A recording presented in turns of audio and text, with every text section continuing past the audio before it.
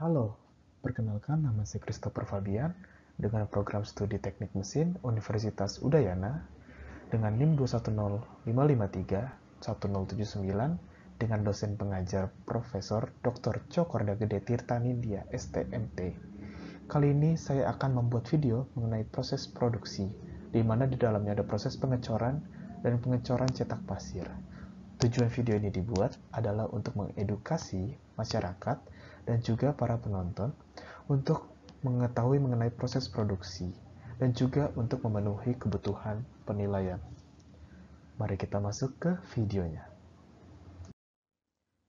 Sebelumnya, saya menggunakan referensi Handbook of Manufacturing Processes, How Products, Components, and Materials Are Made, yang dibuat oleh James G. Bralla.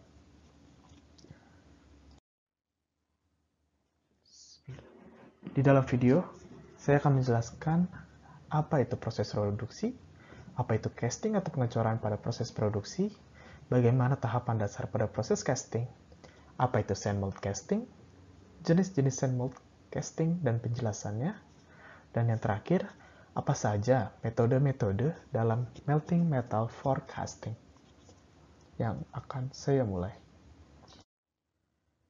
Sebelumnya, saya akan menjelaskan apa itu proses produksi. Proses produksi pada dasarnya diartikan sebagai membuat suatu barang atau artikel yang bertujuan untuk memenuhi kebutuhan manusia. Proses produksi adalah bagian dari proses berlangsungnya produksi yang berhubungan dengan perubahan bentuk atau dimensi dari bagian yang akan diproduksi. Contohnya proses pembuatan engine block yang kita bisa lihat di sini. Karbon ditambah besi dan ditambah bahan lainnya diproses melalui proses peleburan atau melting sehingga menghasilkan engine block yang bisa digunakan pada kendaraan.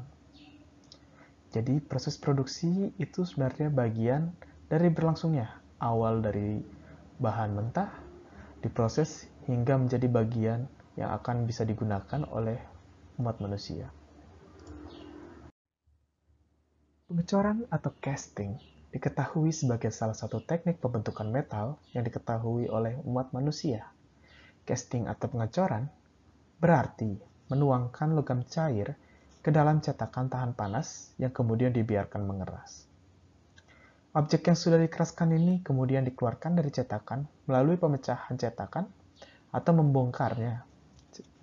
Objek yang sudah mengeras disebut casting atau pengecoran, dan teknik yang digunakan dalam metode tersebut dinamakan casting proses atau proses pengecoran.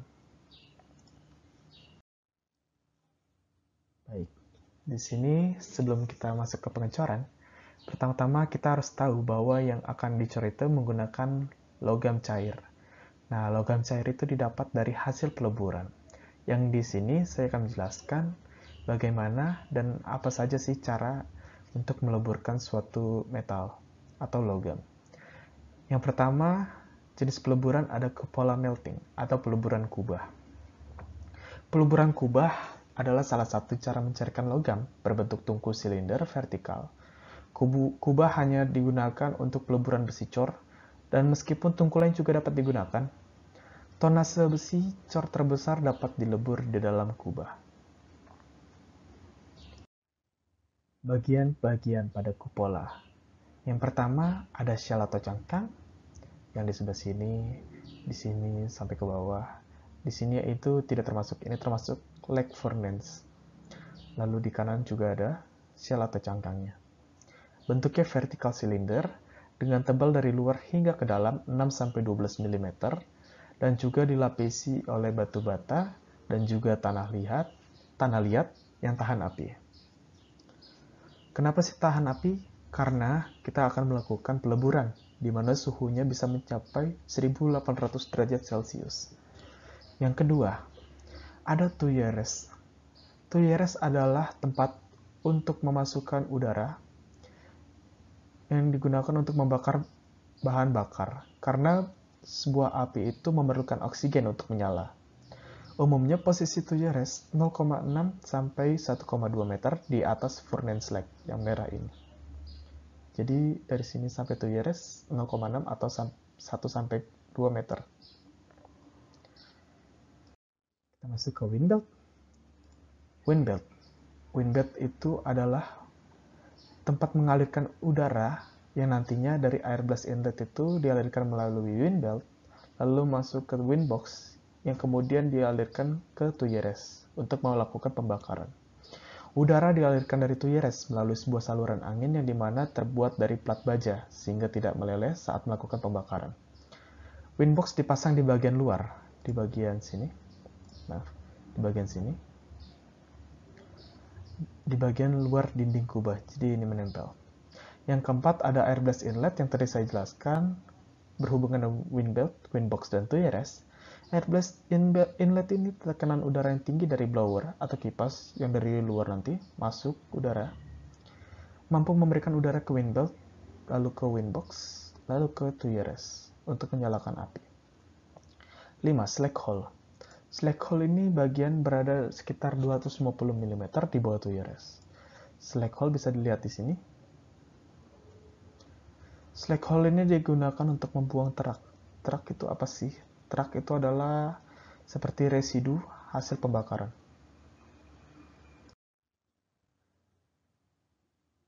Yang keenam, ada charging door. Charging door ditempatkan 3-4 meter di atas tuyeres. Charging door atau tempat masuknya barang-barang tersebut digunakan untuk memasukkan logam, kokas, dan flux dimasukkan ke dalam tungku. Di mana di samping charging door itu di bagian bawahnya ada charging floor di sebelah sini. Bisa dilihat teman-teman. Charging door ini digunakan untuk memasukkan. Nah, charging floor ini biasanya berbentuk seperti conveyor belt yang pernah kita lihat di tempat batu bara yang bisa bergerak dari luar ke dalam untuk mengantarkan barang-barang termasuk logam, kokas, dan flux seperti itu. Lalu kita masuk ke pembagian zona. Karena ini panjang, kita harus membagi zonanya, di mana zona-zona tersebut dimulai dari zona peleburan atau melting zone yang ada di sebelah sini. Zona peleburan atau melting zone adalah lapisan pertama besi kasar di atas lapisan coke. Dan reaksi yang terjadi adalah 3Fe ditambah 2Co menghasilkan Fe3C dan ditambah CO2. Yang kedua, zona pembakaran atau combustion zone. Di sini yang berhubungan dengan air blast inlet. Ini adalah zona di mana pembakaran terjadi, memanjang dari daerah tuyeres ke batas bawahnya, di mana semua reaksi oksigen digunakan untuk pembakaran. Reaksi kimia yang di sini terjadi adalah coke ini ditambah udara atau oksigen menghasilkan CO2 ditambah panas. Atau bisa juga Si ditambah oksigen menghasilkan SiO2 ditambah panas. Temperatur pada daerah ini adalah 1800 derajat Celcius. 3. Zona pengurangan atau reducing zone. Bagian ini memanjang dari atas zona pembakaran ke bagian tepat di atas inisiasi coke. Jadi di sini. Jadi tepat di antara cockpit ini adalah reducing zone. Gas karbon dioksida yang dihasilkan di zona pembakaran bergerak naik karena panas akan bergerak ke atas. Suhu juga turun menjadi 1650 derajat Celcius. Reaksinya adalah CO2 ditambah C2 menghasilkan CO dikurangi panas. Yang keempat, crackable zone atau tempat pencairan. Tempatnya berada di atas kasur pasir dan juga di bawah tuyeres, dan juga sering disebut sumur di sebelah sini.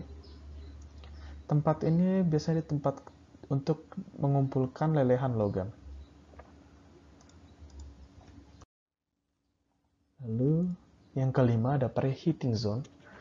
Tempatnya berada di atas zona peleburan sampai dengan charging zone di sebelah sini. Suhu di sini bisa mencapai 1050 derajat Celcius. Yang terakhir, stack atau zona di luar preheating zone atau pemanasan awal di mana gas-gas panas dilepaskan ke atmosfer. Di sini ada spark arrestor untuk mencegah adanya spark atau bunga api dari hasil pembakaran keluar. Oke, kita masuk yang kedua, Sebelum itu saya mau menjelaskan ulang bahwa tadi itu peleburan dengan sistem tungku. Tungku di mana bahan bakarnya bisa berupa minyak atau gas. Jadi memerlukan oksigen untuk memanaskannya. Yang kedua, ada peleburan busur listrik. Peleburan busur listrik sering disebut EAF atau Electric Arc Furnace adalah tungku yang memanaskan material menggunakan listrik. Peleburan busur listrik secara langsung memiliki dua ujung, satu dari elektroda ke logam dan satu lagi dari logam ke elektroda kedua. Untuk peleburan busur tidak langsung, busur memanjang dari satu elektroda ke elektroda lain dan dipanaskan ke logam secara radiasi. Keuntungan dari peleburan besi adalah emisi lingkungan tidak seberat yang tadi, karena tadi melakukan pembakaran bahan bakar, yang ini lebih ringan, akan tetapi tidak dapat digunakan dalam produksi kuningan dan perunggu. Ini adalah contoh gambar peleburan busur listrik secara langsung, di mana elektroda ini menempel pada logam dan juga akhirnya mencairkan logam. Ini contoh peleburan busur listrik 3 elektroda. Lalu kita masuk ke peleburan wadah. Metode ini menggunakan tungku logam berbentuk seperti cangkir berlapis tahan api. Bagian dalamnya memiliki wadah untuk menahan buatan logam. Wadah biasanya terbuat dari campuran tanah liat, silikon karbida, atau juga tanah liat grafit. Tungku dengan isi logam yang sudah lebur dapat diangkat dan dimiringkan untuk menuang. Metode ini biasanya digunakan pada kuningan, aluminium, perunggu, dan magnesium. Untuk logam besi tidak bisa dilebur dalam tungku semacam ini, dikarenakan panasnya tidak bisa ditahan. Kita bisa lihat di sini. Di sini ada shell-nya atau cangkang untuk perapiannya. Yang kedua, ada bahan logam yang akan dimasukkan ke sini lalu dilebur. Ini bisa dibuka, bagian atas ini bisa dibuka, lalu ditaruh gelas ini atau wadah, lalu dimasukkan logamnya dan dipanaskan. Ini ada blok dasar untuk tempat menaruhnya. Yang ini ada cangkang juga, pembakarnya dari samping sini, nanti dibakar. Dan ini adalah pembakar, biasanya berupa gas atau minyak, ditambah dengan udara sebagai campuran untuk menyalakan api. Yang keempat, ada peleburan tungku udara. Peleburan tungku udara mirip seperti peleburan tungku atau kupola melting. Hanya saja yang membedakannya adalah bentuk yang memanjang ke samping. Yang kedua, tidak ada kontak langsung antara api dan logam, seperti pada kupola. Yang kalau di kupola itu tadi atas dan bawah bahannya itu terkena api.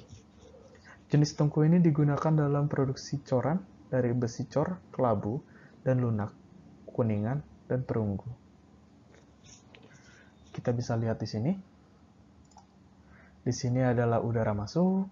Di sini ada pembakaran yang nantinya berupa gas atau minyak, bisa juga digunakan. Lalu panasnya ini dialirkan. Di sini ada logam. Nah, udara yang panas ini digunakan untuk melelehkan logam. Lalu, kenapa dibilang tadi tidak ada kontak langsung antara api dan logam? Nah, di sini apinya yang digunakan itu adalah udara panasnya, sehingga logam meleleh dan udaranya itu bisa langsung keluar juga. Seperti itu. Yang kelima, ada peleburan induksi. Metode ini menggunakan arus bolak-balik listrik dalam kumparan sehingga menciptakan medan magnet yang dapat menginduksi arus listrik yang sesuai dengan muatan yang ada di logam. Pencairan ini bisa terjadi dengan cepat dan tidak ada polusi dari sumber panas, karena berasal dari listrik. Digunakan untuk baja, kuningan, perunggu, aluminium, dan magnesium. Metodenya ada dua, yakni metode tanpa inti, di mana koil melilingi wadah yang berisi logam. Koil terbuat dari pipa tembaga yang nantinya pipanya itu diisi air sehingga tidak terjadi overheat atau panas berlebih. Yang kedua, tungku induksi tipe saluran, di mana wadah peleburan berbentuk loop dan hanya satu bagian loop yang dikelilingi koil. suhu dapat dikontrol secara akurat, dan laju leleh sangat tinggi. Ini adalah contohnya, di mana peleburan induksi ini ada pouring spot, atau tempat mengalirkan nanti hasilnya. Ini adalah logam yang sudah dicairkan. Ini ada lining atau dinding-dindingnya. Nah, di sini ada induction coil, atau tadi yang disebut dengan pipa tadi.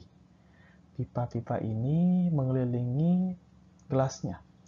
Nah, nanti wadah atau gelasnya ini kan ini panas sehingga menghasilkan induksi, karena dari induksi coil. Induksi coil ini supaya tidak overheat akan dialirkan air sehingga panasnya tidak terlalu berlebihan. Yang ini adalah sama juga induksi coil, tetapi bedanya yang tadi kan induksi coil kan semuanya dikelilingi. Kalau yang ini cukup satu bagian saja. Dan tipenya tipe saluran. Jadi ini nggak diangkat tapi nanti tinggal dibuka aja sininya. Yang keenam, peleburan perapian terbuka. Tadi kelihatan, oke. Metode ini digunakan dalam produksi cast iron dan baja. Seperti di gambar, tungku ini memiliki kekasan, yaitu bersifat reverberatory dan regeneratif. Logam dalam tungku dipanaskan oleh nyala api yang melewati muatan. Atap tungku dibuat rendah untuk memantulkan radiasi panas ke logam di dalam tungku, sehingga proses pemanasan dapat diputar dengan kamar sisi kiri yang dipanaskan dan gas hasil pembakaran dibuang di sebelah kanan. Contohnya seperti ini panas, yang sini dibuka. Jadi panasnya ini melewat, sehingga metalnya ini meleleh, lalu diputar lagi bisa, ada preheat air, dan dipanaskan keluar lagi. Yang ketujuh, ada penuangan. Penuangan adalah cara terakhir dari hasil proses smelting. Logam biasanya diangkat dari tungku peleburan ke dalam sebuah sendok atau wadah yang dituangkan ke dalam cetakan atau juga bisa dialirkan. Saat dilakukan transfer sendok biasanya ditutup untuk menjaga panas. Ada 3 tipe dasar sendok untuk melakukan penuangan. Yang ini adalah sendok. Terkadang kalau kita pernah lihat di video-video atau pernah kita lihat orang melakukan peleburan dan ingin menuangnya, gelas ini digunakan seperti capit yang nanti akan dibawa. Tapi pada saat dibawa itu ditutup atasnya. Nah, saat dibawa itu menggunakan capit sehingga aman kepada tangan. Yang pertama di sini ada yang A, ada sendok tuang bibir terbuka standar yang nanti dicapit yang sudah dijelaskan. Yang kedua, ada sendok tuang bawah, di sini nanti dibuka. Tujuannya itu supaya terak dalam logam tidak ikut dituangkan. Yang ketiga, ada sendok teko yang menuangkan logam dari dekat bagian bawah. Jadi tinggal dimiringkan saja. Untuk menghindari terak masuk ke dalam pengecoran.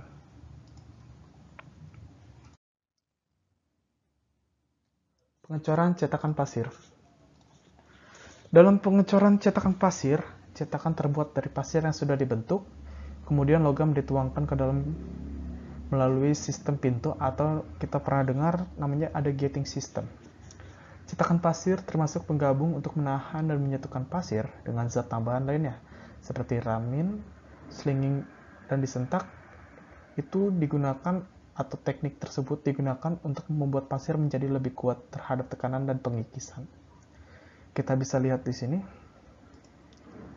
Jadi ini tuh terbuat dari 2 bagian atas dan bawah. Bagian atas disebut cold flash dan di bawah ada drag flash yang akan saya jelaskan nanti. Nah, di sini ada namanya 6 langkah dasar pada casting proses. Yang pertama, letakkan pola atau bentuk gambaran pada pasir untuk membuat cetakan. Kedua, menggabungkan pola dari pasir ke dalam gating system atau tempat untuk mendonorkan cairan logam. Yang ketiga, ambil pola atau bentuk gambar sehingga hanya menyisakan cetakan. Isi cetakan dengan logam yang sudah dicairkan. Yang kelima, biarkan logam menjadi dingin dan keras. Yang terakhir, ketika sudah dingin dan keras, hancurkan cetakan atau bongkar dan lepas objek dari cetakan.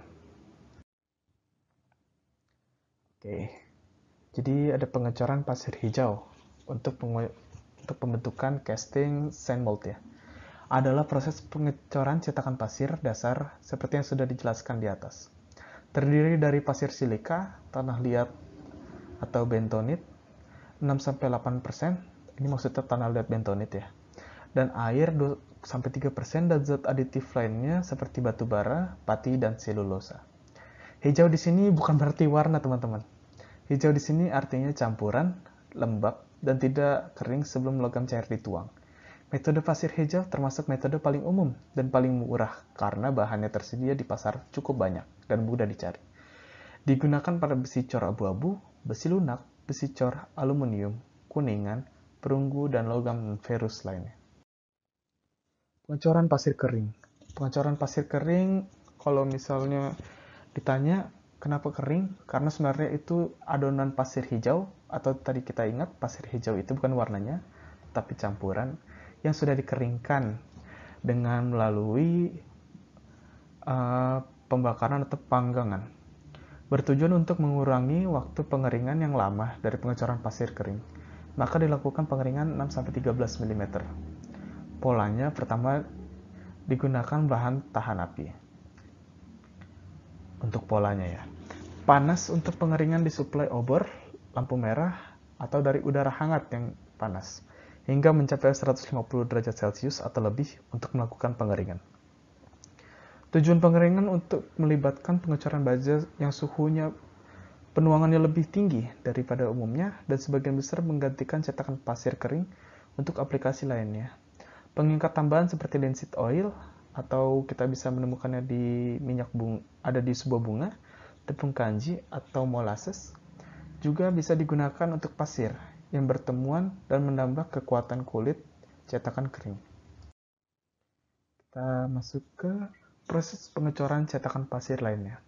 Ada shell mold casting atau cangkang, loose foam casting, ada magnetic molding, V-process casting, cement sand casting, blown molding, flashless mold casting, and anti-yoke process. Shell mold casting. Caranya sama seperti tadi, cetakan pasir dicampur dengan fenolik atau plastik resin bedanya, baik bentuk cair ataupun bentuk padat dengan katalis. Pola yang dibuat di pasir dipanaskan sekitar 200-300 derajat Celcius dan dicepit ke wadah pasir yang kemudian dibalik yang membuat pasir jatuh ke pola. Saat sudah jatuh, pola dipanaskan untuk melelehkan resin dan mulai polimerisasi dan menjadi keras. Cangkang biasanya berketebalan 5 hingga 10 mm. Pola dikeluarkan menggunakan pin ejector yang lalu dilepas dan pasir digunakan untuk menopang cetakan selama pengecoran.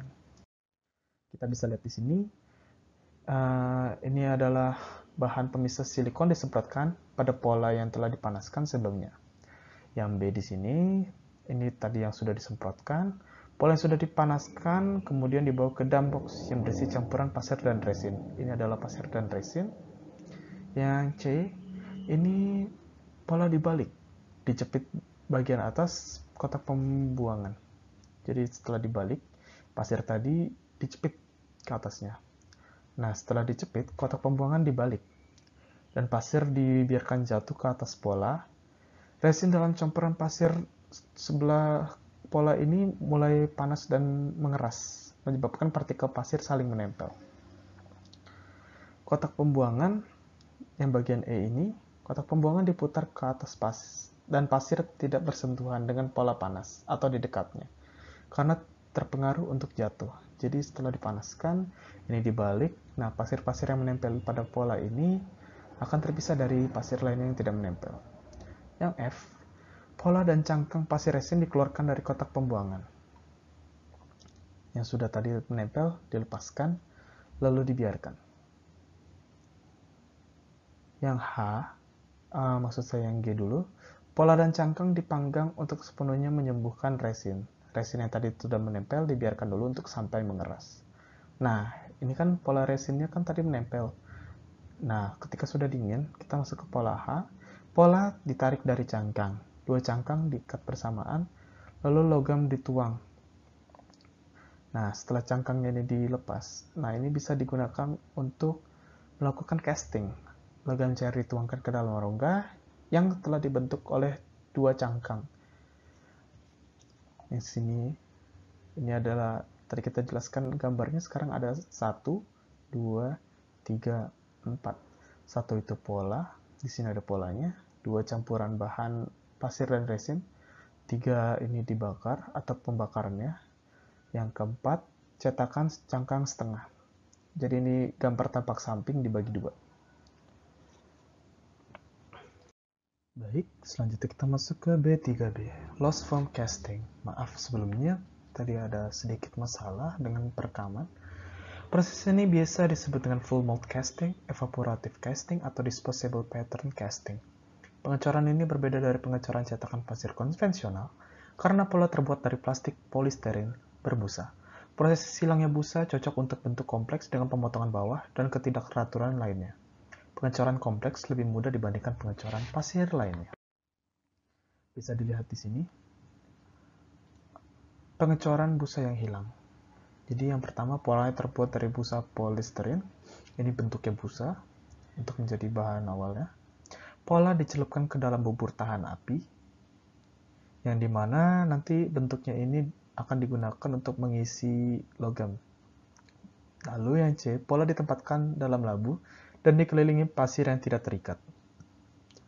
Yang D, labu yang diisi digetarkan untuk memadatkan pasir, bertujuan untuk tidak mudah hancur ketika diisi logam cair. Yang E, ketika sudah berbentuk seperti ini, logam cair dituangkan ke pola melalui gating system, menguap dan menggantinya. Jadi busanya ini itu nanti dibiarkan meleleh karena dimasukin logam. Lalu setelah mendingin dan sudah keras, pasir bisa dibuang dan logam ini bisa digunakan seperti itu. B3C, pengecoran magnetik. Cetakan magnetik adalah variasi dari pengecoran busa yang hilang di mana pola busa polisterin digunakan tidak ada hambatan. Pengganti pasir adalah serbuk besi dengan partikel berdiameter 0,1 hingga 0,5 mm. Serbuk ini dipadatkan dengan cara digetarkan, kemudian dimagnetisasi selama penuangan. Medan magnet dimatikan setelah logam mendingin, dan proses ini mendapat panas dari serbuk besi yang menghasilkan struktur butir benda itu lebih halus dari pengecoran. Digunakan untuk pengecoran baja, paduan berbasis tembaga, dan besi cor. B4C, V-Process Casting. Pengecoran proses V adalah proses yang menggunakan pasir lepas untuk membuat cadangan cetakan. Prosesnya digunakan untuk coran menengah, besar, hingga pada tingkat produksi yang cukup tinggi. Bisa dilihat di gambar. Ini ada gambar A. Langkah-langkahnya itu yang pertama ada pola yang juga berfungsi sebagai cetakan vakum ditempatkan pada wadah yang berongga. Jadi ini adalah pattern atau vacuum forming mold diletakkan di tengah-tengah. Lembaran plastik diletakkan di atas pola, dipanaskan untuk melunakkannya. Jadi di sini ini tadi yang pola tadi kita juga. Di antara pola ini dan di atasnya itu ada pemanas sistemnya, ditempel dan disatukan. Jadi plastiknya ini menempel pada mold. Nah, selanjutnya kita masuk ke yang C. Maaf. Lembaran plastik disampirkan di atas pola dan ditarik melawannya dengan vakum di ruang pembawa yang ditarik melalui lubang ventilasi di pola. Jadi setelah dipanaskan, plastik film ini bisa ditarik sehingga mengikuti pola bentuknya. Yang D, labu diletakkan di atas pola berlapis film. Labu memiliki dinding berongga dan terhubung ke pompa vakum. Jadi setelah disatukan, dimasukin ke dalam labu atau ke dalam tungku, lalu disedot atau divakum. Nah, di atasnya ini kan berarti berbentuk. Kita masuk ke yang yang E. Pasir kering dimasukkan ke dalam labu. Labunya ini jadi di bagian atas, dimasukkan ke dalam labu, sedikit digetarkan, diterapkan untuk memadatkan pasir. Jadi ini di shake, dan pasir ini bisa jadi padat di atas lapisan plastik tadi. Nah, lalu yang F, Baskom penuang dibentuk di pasir dan lembaran plastik lain ditempatkan di atas cetakan. Sebuah vakum diterapkan ke dalam labu, menyebabkan lembaran plastik ditarik erat ke pasir.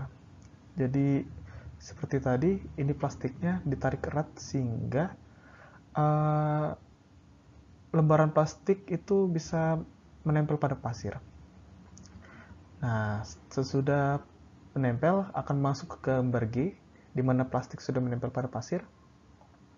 Vakum dalam wadah dilepaskan dan labu dengan vakum yang masih terpasang diangkat dari pola. Nah, polanya ini nanti kita angkat dan masuk ke bagian H, di mana ini ada ruang. Ini masih di vakum nih teman-teman. Ini vakumnya dari sini, ini di vakum. Jadi merekat seperti itu. Masuk ke H, kop dan rak dirakit bersama, bagian atas dan bawah dirakit bersama dengan vakum yang masih diterapkan pada kedua labu. Ini yang vakumnya. Vakum dipertahankan selama penuangan. Jadi selama penuangan vakum tetap dinyalakan. Lalu diisi dengan logam. Nah, setelah dipanaskan dan telah dilakukan pengecoran, terus mendingin dan mengeras, vakum bisa dilepaskan dan pasir turun dari labu. Nah, jadi barangnya itu jatuh dengan pasir. Yang B3E, Cement Sand Molding. Cetakan semen pasir menggunakan 10% semen Portland dan ditambah air untuk mengikat cetakan pasir. Cetakan yang sudah dibentuk dilakukan pengeringan 24-72 jam lagi. Kerugian dari kekuatan tingkat semen pasir ini adalah cetakan kurang menghasilkan gaya susut dan beberapa bentuk rentan terhadap retakan. Yang F, Loam Molding. Cetakan lempung atau loam molding untuk cetakan yang besar berbentuk lingkaran atau silindris. Pola tidak digunakan. Rongga cetakan dibentuk mendekati bentuk secara manual menggunakan struktur batu bata hingga kayu untuk menahan pasir. Batu pasir kasar dengan persentase tanah liat dan air yang tinggi dilakukan ke dalam rongga di atas struktur untuk mempermudah perkiraan bentuk. Kemudian seperti ditunjukkan pada gambar ini, papan profil disapu dari poros tegak dari tegak tengah dari sini disapu melalui rongga kasar untuk mengikis pasir berlebih dan menghasilkan rongga dengan bentuk yang diinginkan. Cetakan dipanaskan dan dikeringkan secara menyeluruh dan lapisan bahan tahan api diterapkan. Yang bagian satu ini adalah sapuan kayu yang tadi kita jelaskan. Yang nomor 2 ini adalah cetakan lubang. Masuk ke flexless mold casting. Ini adalah proses produksi pasir hijau otomatis yang tinggi atau banyak. Tingkat pengecoran lebih dari 5.000 buah per jam. Urutan mekanisme meliputi pembuatan cetakan, penempatan inti, penuangan, pendinginan, dan pengocokan. Semua urutan dilakukan secara otomatis di atas belt conveyor. Jadi ini semuanya berjalan. Oke, ini cetakan tanpa labu dari buku referensi. Ya. Yang terakhir ada Antioch Process. Dalam proses ini, plester gypsum digunakan sebagai pengikat pada pasir. Bedak, natrium silikat, dan bentonite, semen Portland, dan terra alba juga digunakan untuk memberikan karakteristik pada campuran. Air ditambahkan ke campuran kering dan bubur yang dihasilkan, saluran, atau dituangkan sekitar pola dalam labu cetakan. Yang keempat, pembuatan inti. Bisa dilihat di sini ya. Ini intinya. Inti digunakan setiap ada area undercut, opening, atau hollow yang di casting, yang tidak dapat dibuat dengan cetakan. Kadang-kadang inti disebut inti pasir kering adalah bagian potongan terpisah yang dibuat sesuai bentuk bukaan dan didukung oleh cetakan eksternal.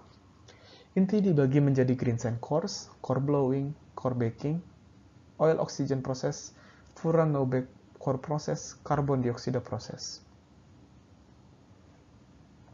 Oke, masuk ke B4A, green sand cores. Inti pasir hijau bukan inti. Dalam arti ini, inti adalah bagian terpisah yang dimasukkan ke dalam cetakan. Mereka adalah pelengkap dari cetakan pasir hijau yang membentuk bukaan atau lubang di coran. Ketika lubang di tengah diperlukan dalam pengecoran untuk roda gigi, katrol, atau bagian bundar lainnya. Lubang dibentuk oleh elemen pasir hijau. Inti pasir hijau lebih lemah dari inti pasir kering, butuh angin dan hanya cocok untuk bukaan pendek dan besar. Jadi tujuan di sini itu untuk membuat lubang tengah yang diperlukan ketika kita membuat roda gigi, katrol, atau lainnya. Core blowing adalah proses peniupan untuk mengisi dan memanatkan pasir inti di dalam kotak inti dalam jumlah produksi. Pasir dan pengikat yang sudah dicampur ditambahkan ke ruang yang kemudian disegel kecuali untuk port, ditempatkan sejajar dengan port inlet dari kotak inti. Energi kinetik dari udara dan pasir pengikat memberi kekuatan untuk memadatkan pasir. Blown core digunakan untuk produksi massal, core berukuran kecil atau medium.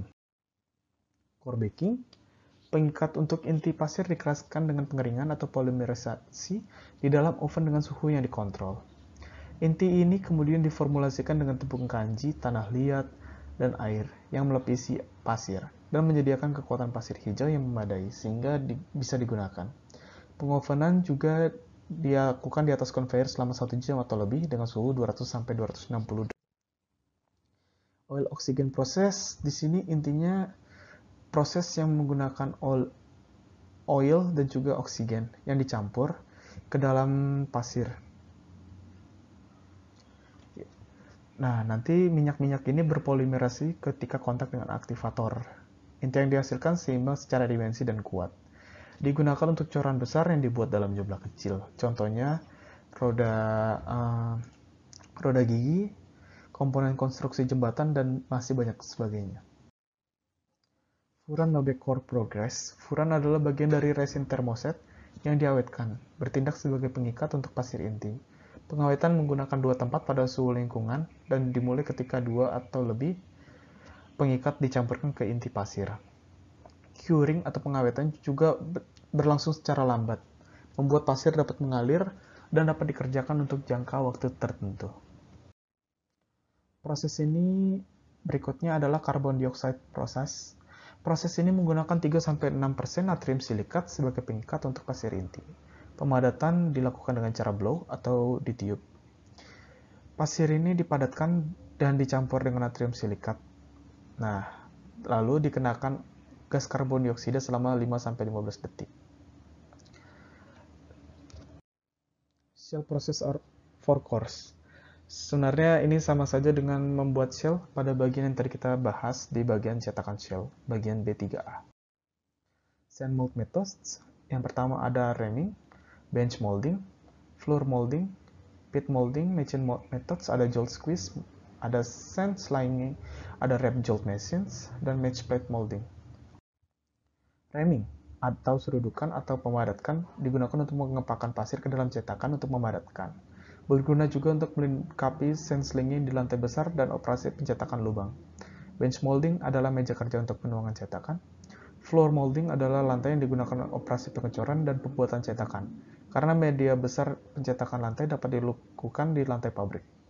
Pit molding digunakan ketika coran yang terlalu besar dan masih panas, sehingga dimasukkan ke dalam labu yang menahan cop and drag. Cairan ini didinginkan di pit atau di kubangan molding dengan perlahan. Machine methods. Nah, machine methods tadi dibagi 4. Ada yang pertama, method jolt squeeze. Metode ini digunakan untuk mengemas pasir dengan menaikkan plat dan pola labu dan kemudian dijatuhkan. Ada juga dengan tekanan hidrolik yang memaksa pasir masuk dalam labu ke plat datar. Ada juga mesin roll over seperti di bawah. Jadi pasirnya dimasukkan, lalu ditutup dan diguncang atau diturunkan ke bawah. Sand slinging. Tujuannya untuk membaratkan pasir cetakan dengan mengayunkan dengan kecepatan tinggi. Hasil kepadatan cenderung seragam. Wrap jolt slinging mirip dengan di atas, bedanya beban menyerang bagian bawah dengan kekuatan yang masih terkontrol dengan interval waktu yang tepat. Plat pola dan labu tidak bergerak ke atas bawah, tetapi ke kiri dan ke kanan. Metode ini menghasilkan cetakan padat dan keras. Match plate molding. Memiliki pola cop and drag yang dipasang pada sisi berlawanan dari plat logam tunggal. Pola ini memiliki pola yang khas. Pengisian gravitasi diikuti dengan penekanan yang sama. Pola di sini bisa dilihat. Pola match plate molding ini memiliki rongga, coping, dan drag. Ditempatkan pada sisi plat yang berlawanan. Nah, spruce di sini. dan runner, dan riser, atau juga bagian tengahnya ini, juga termasuk dalam pola. Setelah ditekan, bagian cetakan dipisahkan dan polanya ditarik. Inti ditempatkan, jika ada penahanan atau hambatan, dirakit dari ujung lengan horizontal yang berputar. Dari sini nanti diputar.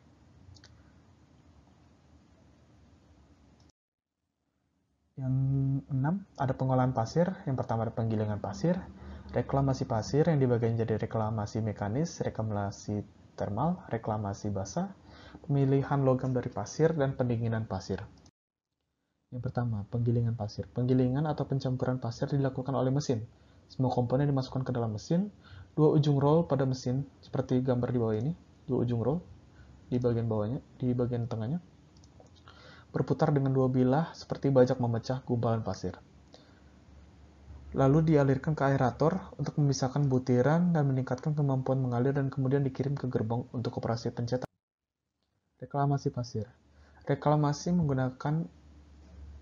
mekanis menggunakan penghajar pasir seperti sebelumnya, namun ada pemisahan dan penghilangan logam menggunakan magnet atau penyaringan dan scrubbing yang melempar pasir ke plat dengan tujuan menghilangkan residu seperti sekam resin dan partikel halus di pasir yang akan saya berikan gambar di berikutnya. Yang kedua, reklamasi termal menggunakan langkah serupa tetapi mencakup pemrosesan panas. Salah satu metodenya menggunakan drum putar berlapis tahan api dengan ujung umpan ditinggikan. Pembakaran eksternal memberi panas yang cukup untuk menyalakan resin. Semua resin dan hidrokarbon dibakar dalam sistem ini. Yang ketiga, ada reklamasi basah digunakan untuk mencampur pasir yang terikat silikat sehingga residu silikat menghilang. Ini pemisahan logam dari pasir, sama seperti yang tadi pemisahan logam yang ada di B5. Penting untuk menghilangkan logam pada pasir. Maksudnya B6B. Penting untuk menghilangkan logam pada pasir dengan coran, besi, dan baja. Potongan logam ini dilepas secara magnetis, contohnya seperti gambar di bawah. Pendekatan ini adalah menggunakan konveyor sabuk untuk pasir dan magnet di ujung konveyor. Jadi, pertama tadi di bawah, di ujungnya ini ada magnet. Magnet ini akan menarik logam-logam. Yang non-magnetik itu akan jatuh. Di sini ada splitter, jadi terpisah antara non-ferrous dan ferrous. Yang ferrous akan terbawa. Selanjutnya ada pattern making. Pola dibuat menghasilkan ukuran dan bentuk rongga yang tepat dalam cetakan pasir. Pola biasanya dibuat dari kayu, plester, plastik, dan berbagai logam. Pola logam sering dibuat dengan menggunakan pola kayu terlebih dahulu. Kemudian replikanya bisa digunakan dengan logam. Contohnya ada seperti di pembuatan pola logam dari kayu dengan metode objek tereliminasi atau LOM bisa disebut. Jadi ini adalah kayu dan ini ada crosshatch. Ini sheet material. Nanti kayunya ini bisa digantikan atau diisi dengan logam dan logamnya itu digunakan untuk membuat pattern. Yang ke-8, post molding operation. Yang pertama ada shakeout. Post molding operation ini artinya ketika moldingnya ini telah digunakan. Shakeout, operasi yang memisahkan coran dari cetakan. Operasi ini adalah operasi pertama yang terjadi setelah cetakan mengeras dan dingin dalam cetakan. Jadi cetakan ini sudah mau dilepas. Yang pertama ada vibrating conveyor, 2 meja shakeout. Yang ketiga rotary shakeout. Yang keempat drum bergetar. Lalu kita masuk ke B, ada cork knockout. Aluminium dan coran non-ferrous lainnya dituangkan pada suhu yang lebih rendah daripada coran besi atau baja karena titik leburnya lebih rendah. Suhu tersebut tidak cukup untuk membakar pengikat organik dalam cetakan dan inti, sehingga membuat lebih mudah dikeluarkan dari coran dalam keadaan tergoncang keluar. Salah satu metode pengguncangan melibatkan pahat secara manual. Metode getaran ini cenderung menghasilkan tingkat kebisingan yang tinggi. Lalu ada blast cleaning. Blast cleaning ini artinya ditembakkan. Secara singkatnya, jadi di sini ada logam-logam dan campuran lainnya. Dia ditembakkan ke bagian ini logam-logam dari sini, ini tampak besarnya, ditembakkan. Media ledakan ini biasanya tembakan logam, manik-manik kaca yang kemudian didorong terhadap pengecoran udara, nozzle air atau sarana mekanis. Ini untuk menghilangkan pasir dan sisa kerak dari casting setelah diguncang. Yang ke-8, tumble cleaning. Coran yang cukup kecil ditempatkan dalam tong penggulingan yang diputar sehingga dapat dibersihkan dari residu pasir. Kerak dan sirip penggulingan, terkadang air dan kaustik disertakan juga untuk menahan debu. Yang E, wire brushing cleaning. Biasanya digunakan pada coran paduan aluminium, kuningan, dan perunggu. Pembersihan sikat kawat ini dapat menghasilkan permukaan mengkilap pada casting. Jenis kawat yang dipilih berdasarkan tingkat kekerasannya. Kuas berputar digerakkan oleh tenaga yang diatur secara robotik. Ini adalah slide terakhir kita. B8F, gate riser dan fin removal. Operasi ini sering disebut dengan fettling. Hal ini dapat dilakukan dengan salah satu dari berbagai perangkat pemotongan logam seperti gunting, palu pneumatik, gunting api, dan sebagainya. Yang pemotongan api dengan bahan bubuk terkadang bisa digunakan pada paduan yang tahan oksidasi dan dilakukan secara robotik. Contohnya seperti gambar di samping. Ini adalah pemotongan dengan menggunakan api. Jadi ini metal plate-nya dipotong menggunakan api. Nah, tetapi ini untuk memotong dan juga ini tidak menggunakan bubuk, melainkan menggunakan gas.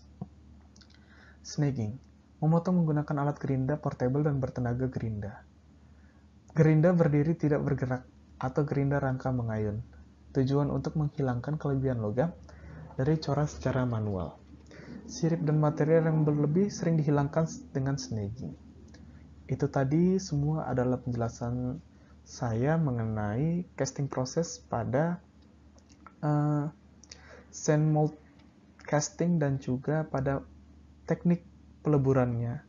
Saya harap ini bisa diterima dan juga yang bagi yang menonton dapat mengerti mengenai proses casting.